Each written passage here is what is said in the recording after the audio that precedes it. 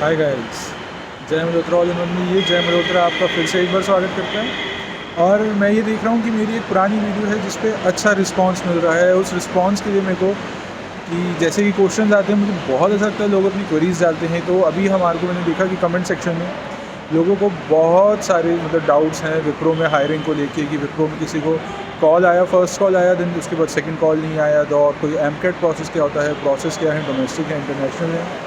तो आज ये सारे डाउट्स मैं क्लियर करूँगा और होपफुली आपको अगर ये वीडियो इन्फॉर्मेटिव लगती है या आपके लिए काम की लगती है तो आप इस वीडियो को शेयर और सब्सक्राइब ज़रूर करना और उन तक रीच आउट करने की कोशिश ज़रूर करना जो कि आपके बंदे जो जॉब ढूंढ रहे हैं, जो भी कुछ है। तो आज वैसे तो मैं दिल्ली ट्रैवल कर रहा हूँ, दिल्ली जाते हुए ऑलमोस्ट मास्क का ध्यान रखा जाता है। और हाँ, ये छोटा सा एक एक्सीडेंट हो गया आज सुबह सुबह। देन उसके बाद तो बस कुछ नहीं है। आपको अब अपना प्रोसेस के बारे में बताता हूँ। तो पहला क्वेश्चन जो मुझे रिसीव हुआ था, तो ये जो हम रेफ़र करते हैं, बेसिकली एक रेफ़रल के ऊपर हुआ था। तो रेफ़र करने का बेनिफिट होता है, ज़रूर होता है। अगर आपका कोई कंपनी में नोन है तो आप उसके थ्रू रेफ़र अपने आप को करवा सकते हैं। तो इसमें उस रेफ़र जो आपको रेफ़र करेगा उसका बेनिफिट ज़रूर होगा। Benefit in terms of money कह रहा हूँ, क्योंकि कंपनी में रेफ़र करने के लिए आपको मनी, जो भी आपको रेफ़र करता है उनको कुछ ना कुछ पर्क्स प्रोवाइड किए जाते हैं कि अगर आप उतने टाइम तक स्टे कर लेते हैं तो। देन उसके बाद जो सेकंड क्वेश्चन मेरे को रिसीव हुआ था, जो मेरे को ध्यान भी है ढंग से, तो उन्होंने मेरे से ये पूछा था कि ये प्रोसेस इंटरनेशनल पे है या डोमेस्टिक के लिए है। तो जो एयरटेल प्रोसेस है वो तो डोमेस्टिक ही है। और मैं ये कहूँ कि जो दूसरा प्रोसेस है, जैसे कोई दूसरे और प्रोजेक्ट चलते हैं तो डिपेंड करता है, उसमें इंटरनेशनल प्रोसेस में भी हायरिंग होती है, डोमेस्टिक में भी हायरिंग होती है। देन साथ ही साथ मैं आपको, और उसके बाद अगला क्वेश्चन ये आया था मेरे पास कि, तो अगला क्वेश्चन ये आया था मुझे कि उस क्वेश्चन के रिगार्डिंग ये था, जिसमें एक गर्ल मेरे से ये क्वेश्चन पूछी थी कि एमकेट का प्रोसेस कैसा होता है। तो एमकेट का प्रोसेस में जितना आपको समझा सकता हूँ मैं ईजीली वो समझाने की कोशिश करूँगा। तो ये कोई हार्श कोई टेस्ट नहीं होता, बहुत ही ईजी टेस्ट होता है। इस टेस्ट में आपकी इंग्लिश चेक की जाती है कि आपकी इंग्लिश कितनी अच्छी है, कि आप उस प्रोसेस को कितना अच्छा समझ सकते हैं, कि अगर आपको विप्रो हायर करता भी है तो उसका उनको बेनिफिट होगा कि नहीं। तो इसीलिए एमकेट का टेस्ट लिया जाता है। जितनी भी वीडियोज़ हैं, जितनी भी आपके ऐसी एमएनसीज़ हैं, मोस्टली आपका एमकेट का टेस्ट लेने लग जाती है। कुछ में उसको किसी और नाम से पुकारा जाता है, कुछ में उसको एमकेट बोला जाता है, विप्रो में जनरली उसे एमकेट कहा जाता है। तो एमकेट में आपको वो ये देते हैं कि आपको एक basically fill in the blanks types होते हैं कि आपको वहाँ पे वो फिल करने होते हैं। उसमें आपकी इंग्लिश टेस्ट होती है कि आपकी इंग्लिश कितनी अच्छी है। और मैं एक चीज़ की माफ़ी मांगता हूँ कि आज आपको जो एक्सटर्नल वॉइस है ये बहुत आएगी यार। आज क्योंकि मैं मेट्रो स्टेशन पे हूँ और ये ब्लॉग मैं मेट्रो स्टेशन पे बना रहा हूँ, तो और तो आपको ये सब कुछ दिख ही रहा होगा कि पीछे आपको गेम्स दिख रहे होंगे।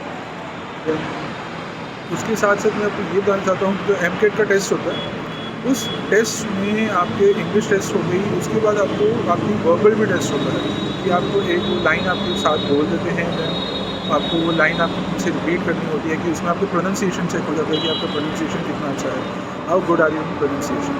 सो बेसिकली ये चीज़ों का ध्यान बहुत रखना होता है। सबकी ज़रूरी नहीं कि इंग्लिश अच्छी होती है कि नहीं होती। तो उसके लिए भी मैं आपको एक हैक बता देता हूँ कि अगर आप उस हैक को यूज़ करके कैसे एमकेट के प्रोसेस से बच सकते हैं। तो एमकेट के प्रोसेस से बचने के लिए एक हैक यही है कि अगर आपके पास जब वो ऑप्शन आएगा तो आपको ऑलमोस्ट 45 मिनट्स का टाइम दिया जाता है। और वो टेस्ट इतना छोटा होता है कि आप उसको विदिन 15 टू 20 मिनट्स के अंदर पूरा अगर ढंग से करें, अगर आपकी इंग्लिश बहुत अच्छी है तो आप उसे कवर कर सकते हैं। चलो, अब मेरी मेट्रो आ गई है, मेट्रो आ गने के बाद मैं अगली बात आगे करूँगा। देन मिलते हैं। ऐसे कुछ नहीं है, मैं पूरा प्रोसेस आज आपको बता के रहूँगा। तो मैं आप सबको यही बता रहा था कि एमकेट के प्रोसेस के बारे में। उस टाइम तो मेट्रो आ गई थी, देन आपको उस वीडियो में पता लग जाएगा, कुछ आपको ज़्यादा कॉन्टिन्यूशन नहीं है। देन तो उसमें एमकेट का कोई हैक है। उस एमकेट के हैक को आप कैसे क्लियर कर सकते हैं वो मैं आपको बता सकता हूँ।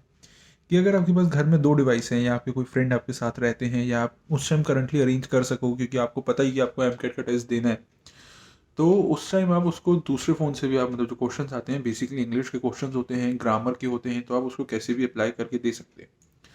तो यही एक उसका एक सबसे बड़ा हैक है, और उसको क्लियर करने का सबसे बड़ा सही मौका भी है। तो ऐसा कुछ नहीं है कि एमकेट बहुत हार्ड होता है और कुछ नहीं होगा किसी से, और इन केस किसी से नहीं होता और इस हैक के बाद भी नहीं होता, तो सच में उसको बहुत ज़्यादा ज़रूरत है इंग्लिश सीखने की। देन तो मैं यही बताना चाहता हूँ कि मेरी वीडियो क्रिसमस के ऊपर मैंने जो कमेंट किया था वो पेंडिंग है, वो कल के डेट में ज़रूर आएगी, क्योंकि अगर कल से लेट आती है तो इसका मतलब कोई फ़ायदा ही नहीं है उसको आने का।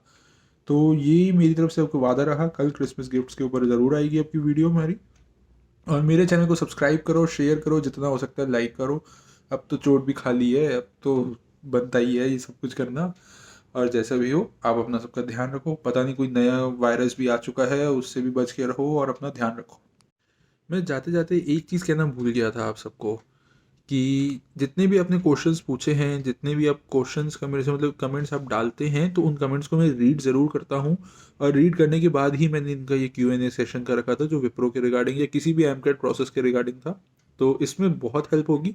इसकी अगर एडवाइस अगर आप फॉलो कर लेते हैं तो आपका एमकेट 100% क्लियर होगा। तो आप इसको एडवाइस को फॉलो करो और मज़े करो।